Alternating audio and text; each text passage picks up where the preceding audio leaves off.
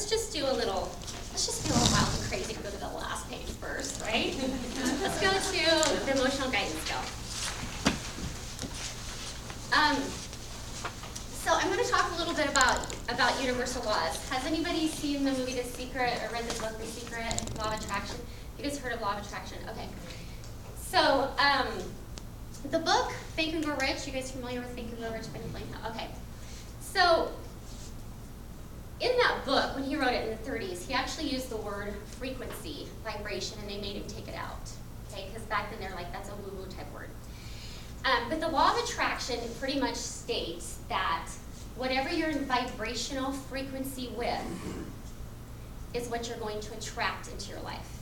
Okay, like attracts like, water finds its own level, and the universal laws are very real. You don't have to believe me, and no offense, but I don't care that you do or that you don't.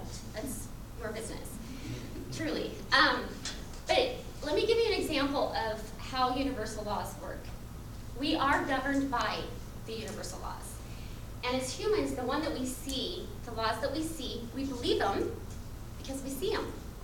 So gravity, gravity is a law, right? If Maggie and I both climbed to the top of the building and we jumped, the universe is not going to say, well, gosh, Maggie just got married and Roxy just got divorced. So let's take it a little bit easier on Roxy. Let's just thud Maggie to the ground, because that's what gravity does. Let's just gently tap Roxy down just to give her a break. No, it's universal. It's the same for everybody. It's a universal law. And we believe in gravity because we see it and we know how it works.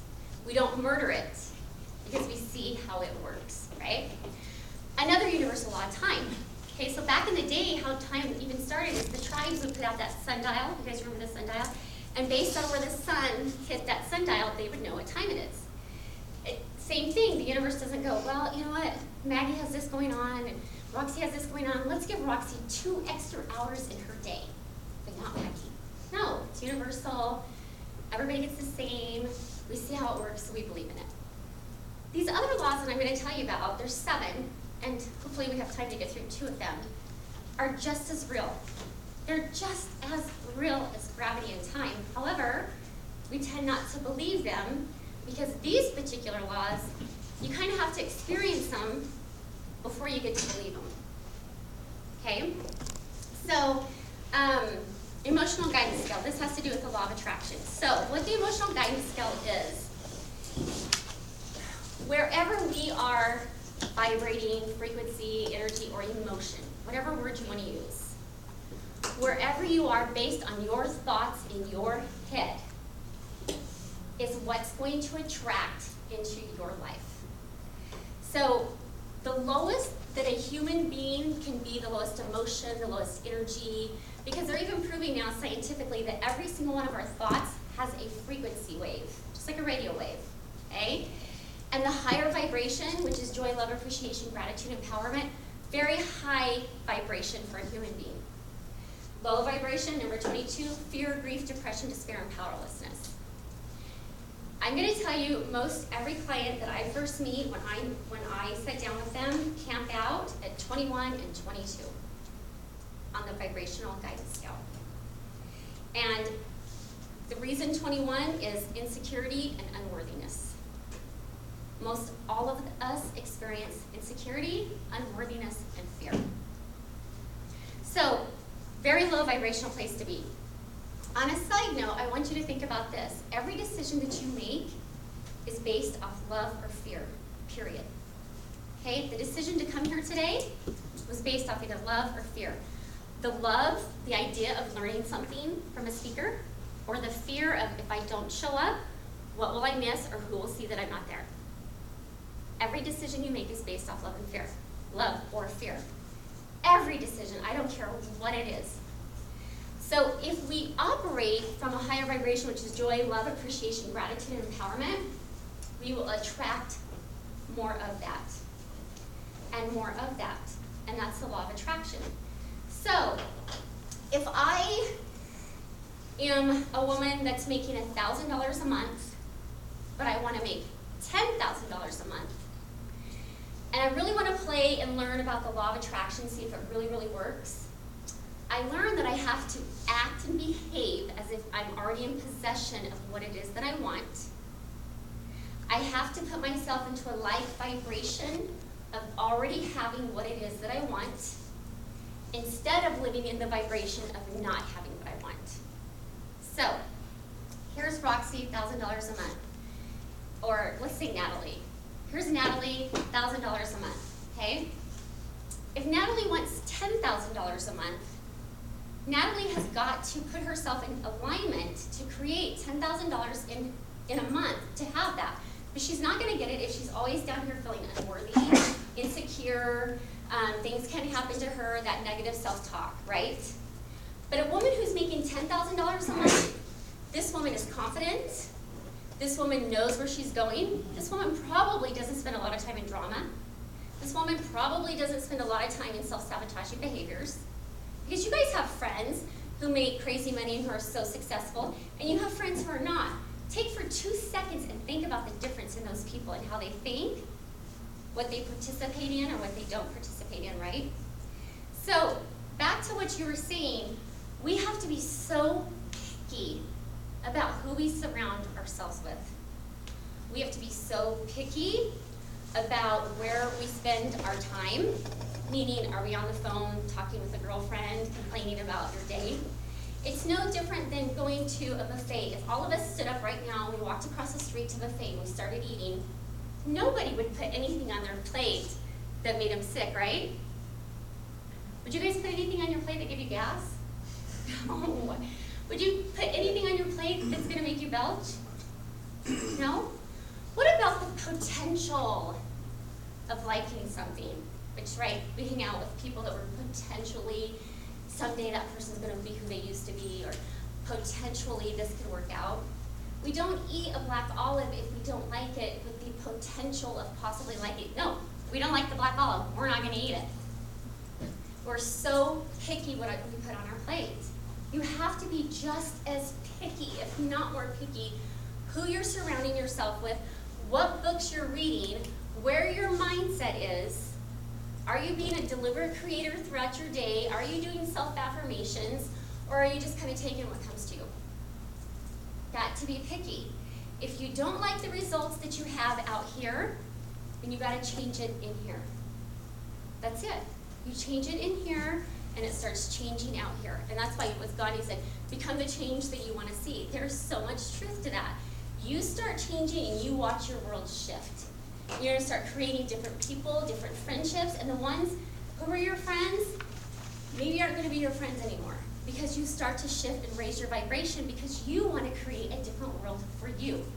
And all of you are successful people, all of you are business-minded, or you wouldn't be here. So I know that all of you have heard them, I'm sure, the same. In order to have something different, you've got to do something different, right? So, law of attraction, and same thing with Facebook, which is what got me on my, tangent here, is picky about who is on your Facebook. Who are your feeds, and if you don't want to unfollow someone because, you just don't want to unfollow them, you don't want to create any weirdness there, just go in or unfriend them, I should say, just go in and unfollow them. I do it all the time. My daughter just taught me the other day. I'm like, thank you. You just go, you find their page, and it pops up friend, you hit friend, and where it says delete friend, and then under that says unfollow, and then they won't even come up in your newsfeed anymore. Because again, I'm so picky. Even what comes up on my newsfeed in Facebook, I just totally am in charge of that, I guess, because I know how it can affect me. And I just want to be as connected in a high vibration as I possibly can. Because that's what I choose to be for me. Any questions on that? Before we move on, is that helpful? Okay, so we can talk about the next law. You guys tell me, there's one that's really powerful information about mindset or money. Money, okay. So, you don't have papers for this because I wasn't going to talk about this today. Okay, so money is this law. The law of cause and effect. Okay, that's the name of this law, the law of cause and effect.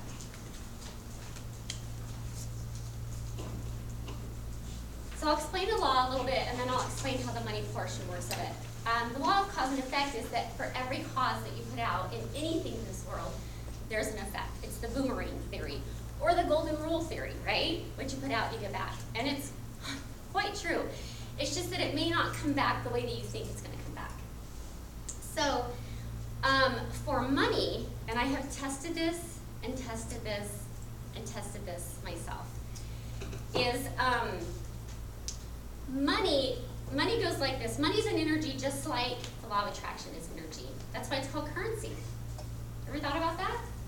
It's currency, it's an energy. It comes in and out. And you decide, based on how you're living your life, again, you don't have to believe me, of how much you're attracting or repelling. Money is just an energy. So, the way to create more money is to know this.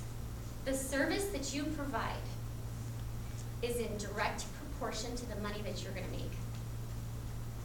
The service that you provide is in direct proportion to the money that you're going to make. So, how many times have you guys thought or heard, gosh, why do these NFL players and these movie stars make millions of dollars every year, but our school teachers barely make any money, right? We've all heard that argument. Well, let me explain the difference in service. If you take an NFL player, quarterback, and he's playing a game, and ESPN's filming it, Fox is filming it, hundreds of thousands of people are watching it on their TV. That is a service that's being provided to those people. The people in the arena, sometimes depending on the arena, it can be thousands and thousands and thousands of people. That's a really big service, because one game, 3-4 hour game, has just provided a service to hundreds and thousands of people. Okay? So the service you provide is in direct proportion to the money that you make.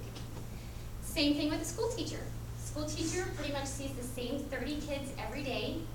Her service, if not her heart, but her physical activity service that the universe picks up on, is much smaller than a movie star that their movie's playing around the world and hundreds of thousands of people have seen it. So when I first heard about this law, this was years and years and years ago, I was in sales with Clearwire. I think this was probably 10, 12 years ago. And I only needed a job for about 3 months because I knew I was moving. And I'd come in and I had just learned. Also, if somebody sees your service on Facebook, sees an ad on Facebook, that's a service. You hand out a business card, that's a service. It's not something that you have to be talking to everybody. It's just, you're in a magazine, it's a service. Okay? So I thought, I'm going to test this. And so back then, we would do door hangers. And I thought, okay, every door hanger that I hang is a service. So I would get out there and I would door hang, for like 2-3 hours, whatever, and then go and do cold calls or warm calls, whatever I needed to do. In 2 weeks, I outsold the entire sales team.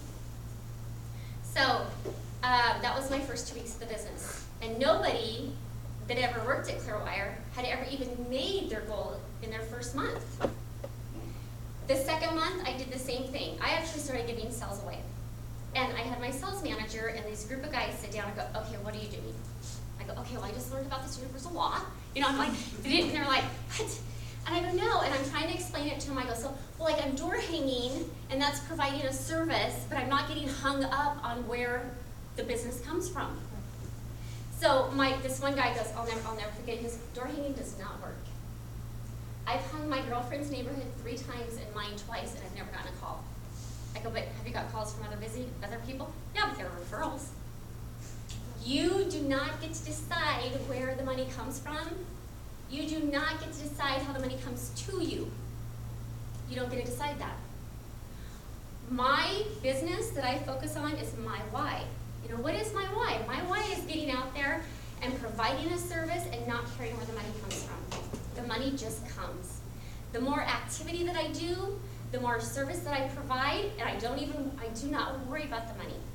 It's like if somebody came to me and said, can you speak free for the next 10 events? Yep. Because the money will come to me because I'm providing the service. It's not about the money, it's about service. So in real estate, You know, like with me with Clear, I'd say, okay, I just know, and every day I'd say like to myself, if I didn't feel like getting out and cold calling, I'd be like, provide the service, Roxy, provide the service. I have another business called Miriam, because I believe in MSIs, multiple sources of income. How have I been successful in Miriam? Service, service, service, service. Not about selling. It's about serving people. That's totally what I do. When I opened my cell phone repair store in 2008, I knew about this universal law. And I knew that the more people, and I had zero marketing dollars, zero. And so I got these business cards made up with a $5 coupon off the back. And I hired an employee to be my technician because you didn't want me working on your cell phones. And I beat the pavement. And I walked, and I walked, and I walked, and I walked, and I walked, and I walked, and I go in and I say to people, hi, my name's Roxy. I'm your neighbor down the street. I just wanted to let you know that we just opened a cell phone repair store. We buy and sell used cell phones, and I just wanted to give you and your customers, your clients, whatever, a $5 off coupon so that if you ever came into our store, we could give you $5 off or, you know, whatever. Thank you. That was my service because I just got out there and provided service, service, service, service, service. So, and also, if you put even these two laws, the law of attraction and the service, into play together, the vibration, the frequency, and the service, if Roxy or Natalie wants to make $10,000 a month versus the $1,000 a month that she's making, Roxy knows, or Natalie, whatever, knows she's got to get out and provide more service. And do not care about the money. You start worrying about the money, it blocks the flow of the energy. Make sense? Yes. Yeah. And just test it if you don't believe me. Just totally, you don't have to believe anything I'm saying. Just test it. Okay? Any questions about any of that? No? Do you guys feel like this has helped? Okay. We have 5 more minutes if you guys have any more questions, and I won't get into that stuff because I'm going to go just now. You're like my gold star student with your questions, girlfriend. I love it. Okay, so back to some of these 4 agreement things and the self-talk and the affirmations and all of those things. So as a person works on this, because I believe it's kind of a lifelong journey to continue to do this, and we aren't always kind to ourselves. Correct. How do we unprogram that? Well, it's a lot of work, which is what I've had to do my whole life, right? I've been reading a lot of books. There's a book called The Untethered Soul. Have you guys heard of it? Yeah, you have. You know, in the book, it talks about how you take that little negative voice and you actually put it next to you like it's your roommate. And if anybody ever talked to you as mean as that roommate talked to you, you'd have nothing to do with them. But sometimes if we know to kind of keep it on the outside of us, then we don't allow it to affect us so much. But really, your beliefs, kind of what, can you tell me your first name? Alex? Alex, okay. So the thing is, Alex, our belief system is what drives us. And our beliefs come from our thoughts. So if your beliefs are not serving you, you have to ask yourself, wouldn't it be prudent to change my thoughts so that you can get different beliefs? And the best way to change your thoughts is through self-affirmations. And when you're writing your affirmations, you always want to write them in the present tense, never in the future, and a lot of I am. I am worthy. I am successful. Money is attracted to me. I attract powerful people into my life. I am powerful. I love myself. I trust myself. I don't need the approval of others. And so if you start your day out that way, and with my clients, I say, okay, here's your self-affirmations, and I create affirmations for them with where they are in their life and where they want to be. And I say, okay, I just want you to write these affirmations for the next 30 days. And if you miss a day, you got to start over. So like if you wrote them every day, because what happens, I love it when they come back and go, oh my gosh, my life is, when I do my affirmations, my life is so different. Like things don't affect me like they did before. Well, of course they don't, because you're starting to believe something different about who you are. You're starting to change your belief system. Maybe you're starting to believe that you're worthy. Maybe you're starting to believe that you're as magnificent, as amazing as you really are. You have to be the one to do the activity of being in charge of that and starting your day out that way. Because it's like if you've said to yourself, you know, you got that negative self-talk, and it just kind of beats you down, beats you down, beats you down. And for 60 days, you've really conditioned yourself to trust yourself, which that was a big one for me. And then once I started to trust myself, I realized I needed the approval of others less and less and less. And I just remember when the shift happened one day, I was like, oh no, I trust myself. I don't need to believe that. But only because I was an intentional person in wanting to change my beliefs. So I had to change my thinking, and I had to do the work to do that. Because all of you want to make changes, or you wouldn't be here today. The question is, are you committed to it? Truly committed to it? Or is it just a good idea? That's only for you to answer, right? Because it's none of my business. Oh. Any other questions? No? Okay, great. Do you have an upcoming event? that you Oh, wanna share? yes, you guys. I do have an upcoming event, September 19th at Queen Creek Country Club. And then Allison will send out a flyer when it gets a little bit closer, but any of Allison's Action Coach clients that want to come, there'll be a discounted price available. Thank you so much for letting me share a part of your day. I'm very grateful.